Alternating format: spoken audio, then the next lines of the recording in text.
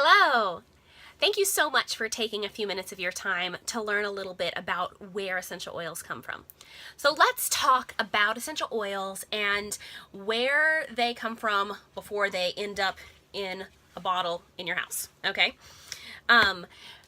Obviously, essential oils, if they are real essential oils and not just synthetically processed, which is one of the ways that you can get them, is from a lab, but if they're actually oils grown from plants, these had to come from a farm somewhere. And there are farms all over the world growing essential oils. And in most cases, small-time farmers, they grow a plant, they harvest that plant, they chop it up, they take the plant material to a distiller. Distillers have widely varying methods. Some of them may distill in open air, collecting the finished steam over in a mud puddle. They may have a nice glass container. They may distill in stainless steel. They may distill in aluminum, which is going to leach heavy metal. Some don't even distill. Some use chemical solvents to extract the oils. There's no regulation on the where and how to distill for it to still come out on the other side and be called a pure essential oil. They then sell those essential oils to small village brokers. The small village brokers gather up all the different oils from all of these different farmers and distillers, and they put it all together, and then they go to the big cities and they sell it to the big city brokers. The big city brokers pour all that oil together, and then they take it and they sell it to the US companies. Well, that's a lot of different sets of hands for it to be passed through, and that's a lot of combinations of oils from a lot of different places.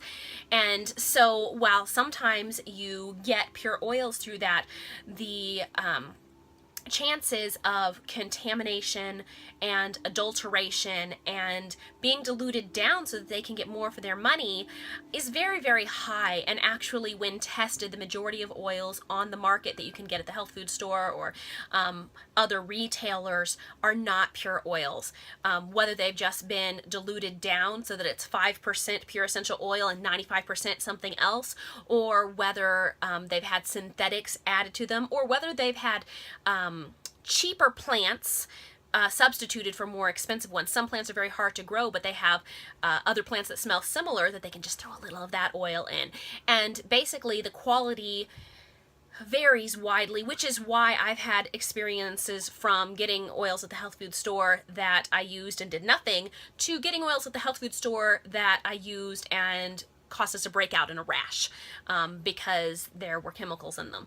So when I decided I was going to get serious about this, I did a lot of research, and I was so excited when I came across Young Living. Young Living is the only company that has their own farms, and so they are able to cut out all of those middlemen. They're able to grow the plants themselves. They are able to harvest them. They distill them on site, and then they can bring them to the labs. They test them. They send them out for third-party testing. There's a lot of tests they run through before they're ever bottled and then sold to the consumer. And you don't even have to take my word for it, because you are able to go and visit any of Young Living's farms around the world. I've been to the 4 farms that are in North America. There's 2 farms in Idaho, 1 in Utah, 1 in northern British Columbia that I just visited 2 weeks ago. And it's an amazing experience to go and see where these amazing plants are grown and how they're distilled. And so the quality is simply unmatched. There is no other company that has all of their own farms and grows their own plants. That doesn't mean all the other companies are bad. I'm not trying to badmouth anyone. It's just they're the only one that can have that quality guarantee. And I don't know about you, but if I buy an essential oil, I don't want to know that there is 5% essential oil in it and the rest is filled up with a carrier oil or with a synthetic or with a hybrid cousin of that oil. I want just that pure oil in there.